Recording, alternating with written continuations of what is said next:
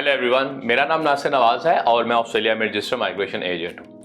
इस चैनल को बनाने का मकसद ये है कि जो इस इंफॉर्मेशन की दुनिया में या जो कि बहुत तेजी से इन्फ्लक्स ऑफ इंफॉर्मेशन है उसमें से आपको क्लैरिटी दी जाए, आपको जेन्युइन न्यूज़ दी जाए, गाइडलाइंस दी जाए ऑस्ट्रेलियन इमिग्रेशन के हवाले से।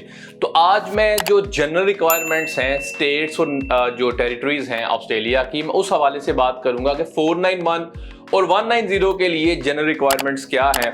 इसमें से हो सकता है बहुत सारी डिटेलिंग जो है वो रह जाए, क्योंकि अगर डिटेलिंग में चले जाएंगे या डिटेल करने में चले जाएंगे तो बहुत एक लंबी वीडियो बन जाएगी, और लंबी वीडियो जो इंसान का फोकस का टाइम है बहुत कम होता है। तो मैं कोशिश करूंगा कि इनकी जनरल रिक्वायरमेंट्स की बात कर सकूं और आइंदा आने वाले दिनों में इन स्टेट्स के ऊपर जो है इंडिविजुअली भी वीडियो बना सकूं, और क्योंकि ये जो रिक्वायरमेंट्स हैं स्टेट की बहुत तेजी से चेंज होती रहती हैं, तो जैसे जैसे रिक्वायरमेंट चेंज होती है हम कोशिश करते हैं उन रिक्वायरमेंट्स के ऊपर बात करें। आज मैं इनका सारी जनरल रिक्वायरमेंट्स की बात कर रहा हूं और एंड पे जाके कंपैरिजन करूंगा। अच्छा, सबसे पहले ये कि अगर आप ACT में अप्लाई करना चाहते हैं तो ACT में अप्लाई करने के लिए उनका एक अपना मैट्रिक सिस्टम है, उस मैट्रिक सिस्टम के हवाले से आपको जाना होता है और उनका क्रिटिकल स्किल लिस्ट है। उसके लिए 491 और 190 अप्लाई करने के लिए आपको ACT में होना चाहिए, वहीं पे रहते होना चाहिए। 3 महीने इसकी रिक्वायरमेंट है 491 के लिए, और 190 के लिए रिक्वायरमेंट है 6 महीने की, और आप किसी भी ऑक्यूपेशन में काम करें। लेकिन आपकी जो ऑक्यूपेशन है वो क्रिटिकल जो स्किल लिस्ट है उसके अंदर होनी चाहिए। जो क्रिटिकल स्किल लिस्ट है ये बड़ी छोटी सी लिस्ट है, इस वजह से बहुत सारे लोग रह जाते हैं। बी वेरी केयरफुल, उसको देख के अपनी ऑक्यूपेशन को उसको देख के जाएं। ये रिवाइज होती जाती है, आमतौर पे ये हर 4 महीने में रिवाइज करते हैं, पहले भी कर सकते हैं, ये उनकी मर्जी है। अच्छा, तो आपको क्रिटिकल स्किल लिस्ट तक जो है वो एक्सेस होती है। लेकिन अगर आप ACT में 457, 482 में, या अगर आप स्मॉल बिजनेस पाथवे ले रहे हैं, प्रोग्राम पाथवे ले रहे हैं, तो आपके पास फुल रेंज ऑफ ऑक्यूपेशंस आ जाती है। यानी क्रिटिकल लिस्ट से बाहर भी हो तो फुल रेंज ऑफ ऑक्यूपेशंस में आप कर रहे हो, उनकी जो कि अपनी अपनी रिक्वायरमेंट्स हैं तो उसके लिए, लेकिन आप फुल रेंज ऑफ ऑक्यूपेशन तक एक्सेस कर सकते हैं। ये है 491 और 190 ACT के हवाले से। अच्छा, दूसरे नंबर पे जी क्वींसलैंड की जो जनरल रिक्वायरमेंट है वो ये है कि आप क्वींसलैंड पे रह रहे हो।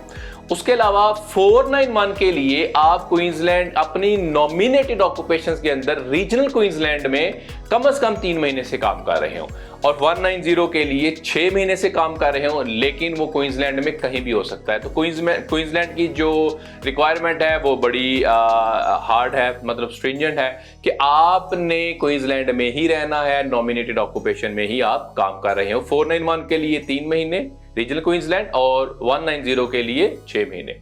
अच्छा जी, नॉर्दर्न टेरिटरी की पहले बड़ी रिक्वायरमेंट उस तरह रिलैक्स होती थी। अब नॉर्दर्न टेरिटरी के पास चूंकि कोटा बड़ा थोड़ा है, तो उस कोटा को मद्देनजर रखते हुए उन्होंने खुद से एक ऑक्यूपेशन लिस्ट भी बनाई हुई है जो कि बड़ी उनकी रिक्वायरमेंट है या डिमांड में है। अच्छा, 190 के लिए ये है कि आप मिनिमम 2 साल से नॉर्दर्न टेरिटरी में रह रहे हो, काम कर रहे हो, उनमें से 12 महीने आप अपनी नॉमिनेटेड ऑक्यूपेशन के अंदर काम कर रहे हो, और लॉन्ग टर्म के लिए वो देखते हैं कि आप नॉर्दर्न टेरिटरी में रहना चाहते हैं या नहीं रहना चाहते। अच्छा, इसके अलावा 491 के लिए ये है कि आप मिनिमम 1 साल से रह रहे हो, उसके अलावा 6 महीने आप अपनी नॉमिनेटेड ऑक्यूपेशन के अंदर काम कर रहे हो। तो ये नॉर्दर्न टेरिटरी की रिक्वायरमेंट है। इसके अलावा और भी डिटेलिंग है, लेकिन जनरल रिक्वायरमेंट्स यही हैं। इसके अलावा जी नेक्स्ट है जी न्यू साउथ वेल्स ने अभी बहुत बॉम्बशेल गिराया, उस पर भी आते हैं। जनरल रिक्वायरमेंट ये है न्यू साउथ वेल्स के लिए, आप मिनिमम 3 महीने से न्यू साउथ वेल्स में रह रहे हो, आप एम्प्लॉयमेंट हो आपके पास न्यू साउथ वेल्स में, स्पेशली अगर आपकी नॉमिनेटेड या क्लोज रिलेटेड में है, कम से कम 3 महीने के लिए। लेकिन अब चूंकि इन्होंने रिक्वायरमेंट को चेंज किया अभी जो इस फिस्कल ईयर के अंदर, अभी ये दिसंबर में ही हुआ, उन्होंने ये कहा कि जो बहुत सारी ऑक्यूपेशंस हैं लिस्ट के अंदर, 190 के लिए आपके पास 3 साल का एक्सपीरियंस होना चाहिए नॉमिनेटेड फील्ड के अंदर, जिसकी स्किल असेसमेंट या जिसके आप पॉइंट क्लेम कर सकें। तो ये ऑनशोर के लिए 190 के लिए बहुत सारी ऑक्यूपेशंस के अंदर ये रिक्वायरमेंट लगा दी गई। मुझे ये लगता है कि ये ज्यादा देर तक नहीं चलेगी। नेक्स्ट जो है जी 1491 है न्यू साउथ वेल्स का। आरडीएस हैं इनके, रीजनल डेवलपमेंट ऑस्ट्रेलिया। हर आरडीए की अपनी अपनी लिस्ट है, लेकिन इसकी जो रिक्वायरमेंट्स ये हैं, आपका जो ऑक्यूपेशन है स्ट्रीम 1 के अंदर हो, स्ट्रीम 2 के अंदर हो या स्ट्रीम 3 के अंदर हो। स्ट्रीम 1 ये है कि आप रीजनल न्यू साउथ वेल्स में 1 साल से रह रहे हो, 1 साल से काम कर रहे हो नॉमिनेटेड या क्लोजली रिलेटेड के अंदर, तो आप को कंसीडर किया जाता है। कुछ आरडीएस के अंदर 3 महीने का भी इसके अंदर रिक्वायरमेंट है, आप वो भी एक्सेप्ट कर लेते हैं। स्ट्रीम 2 ये है जी आप रीजनल न्यू साउथ वेल्स के ग्रेजुएट हों। स्ट्रीम 3 ये है कि आप जहां मर्जी रह रहे हैं आप अप्लाई कर सकते हैं, लेकिन अगर आप रीजनल न्यू साउथ वेल्स के अंदर हैं तो आपको प्रायोरिटी दी जाती है। ये प्रैक्टिकली भी देखा गया है।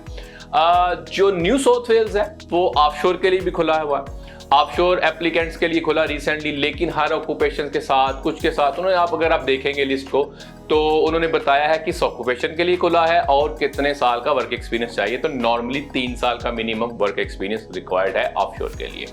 नेक्स्ट जी तस्मानिया है।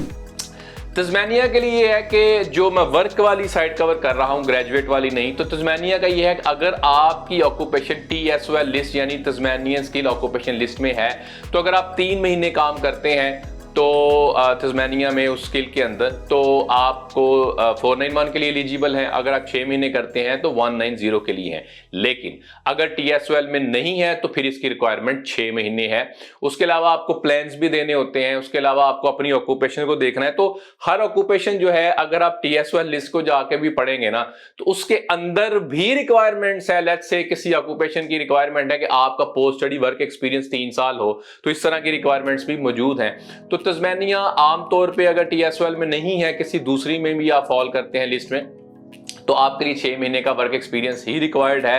As compare to other state ये थोड़ा सा सॉफ्ट नजर आता है। ऑफशोर के लिए भी खुला है, लेकिन लिमिटेड जो ऑक्यूपेशंस हैं उनके लिए ये तस्मानिया जो है वो एप्लीकेशन एक्सेप्ट कर रहा है, उसकी भी डिफरेंट रिक्वायरमेंट्स हैं।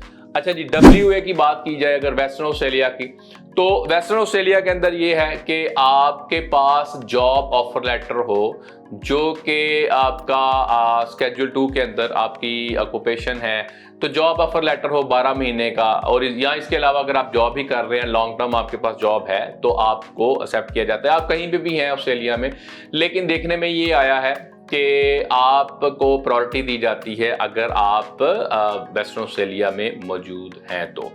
इसके अलावा जी विक्टोरिया की अभी बड़ी सीधी सी रिक्वायरमेंट है, लेकिन बड़ी टेढ़ी सी रिक्वायरमेंट है। जैसे विक्टोरिया ये कहते हैं विक्टोरिया में रह रहे हैं और अपनी नॉमिनेटेड ऑक्यूपेशन में काम कर रहे हैं। ये नहीं बताया गया कितनी देर से काम कर रहे हैं। ज्यादातर ये टारगेट सेक्टर और जो कि स्टेम के हवाले से उन ऑक्यूपेशंस को पिक कर रहे हैं, और इसी के ऊपर अभी फोकस नजर आता है, टारगेट सेक्टर। और ये वेरिएशन आती है स्किल्स के इनकी लिस्ट के अंदर, ये कम ज्यादा होते हैं। इसके अंदर ऑक्यूपेशंस को ऐड भी करते हैं और स्टेम और टारगेट सेक्टर के हवाले से। तो विक्टोरिया में बड़ा सादे से अल्फाज में, लेकिन बड़ा एम्बिगुअस है। अभी देखें आने वाले दिनों में हो सकता है इसमें और क्लैरिटी आ जाए। साउथ ऑस्ट्रेलिया जी, साउथ ऑस्ट्रेलिया जो है एक तो ऑफशोर के लिए भी खुला है। ऑफशोर के लिए इंजीनियर्स के लिए उसके अंदर भी रिक्वायरमेंट्स मौजूद हैं, इंग्लिश कॉम्पिटेंसी के हवाले से और वर्क एक्सपीरियंस के हवाले से भी। उसके अलावा ट्रेड के लिए भी खुला है, उसमें जो वर्क एक्सपीरियंस के हवाले से ज़्यादा फोकस किया गया है। ऑफशोर की बात कर रहा हूँ। लेकिन ऑनशोर के लिए है, एक तो फुल रेंज ऑफ ऑक्यूपेशन मौजूद है, बहुत बड़ी लिस्ट है। ये ऑक्यूपेशन टू ऑक्यूपेशन वेरी करता है, लेकिन इसके साथ वर्क एक्सपीरियंस भी चाहिए। ये वर्क एक्सपीरियंस वेरी कर रहा है 6 महीने से लेकर 12 महीने, कुछ इंस्टेंसेस में 18 महीने भी। आपने अपनी ऑक्यूपेशन को देखना, क्योंकि ये इतनी बड़ी लिस्ट है कि इस लिस्ट को यहाँ पे शायद दोहराया नहीं जा सकता। इतनी हर ऑक्यूपेशन के साथ कोई ना कोई अटैच है। लेकिन जनरली ये देखा गया है कि अगर आप रीजनल, जो आउटर रीजनल साउथ ऑस्ट्रेलिया है, उसमें अगर काम कर रहे हैं तो आपके लिए ज़्यादा चांसेस अवेलेबल हैं, आपको नॉमिनेट किया जा सकता है। तो ये आज ऑस्ट्रेलिया की कुछ जो सारी स्टेट्स और टेरिटरीज के हवाले से, इसको मैंने जनरल रूल्स बताने की कोशिश की है 491, 190 के हवाले से। बहुत सारी चीजें ऐसी हैं जिसके अंदर डिटेल्स मौजूद हैं। मिसाल के तौर पे तस्मानिया की ग्रेजुएट लिस्ट, अगर आप 30 जून 2021 से पहले के स्टूडेंट हैं तो क्या शराइत आती हैं, अगर उसके बाद के हैं तो क्या शराइत आती हैं। प्रायोरिटी जो लिस्ट है कोर्सेज की वो कौन सी हैं, कौन से लेवल का होना चाहिए।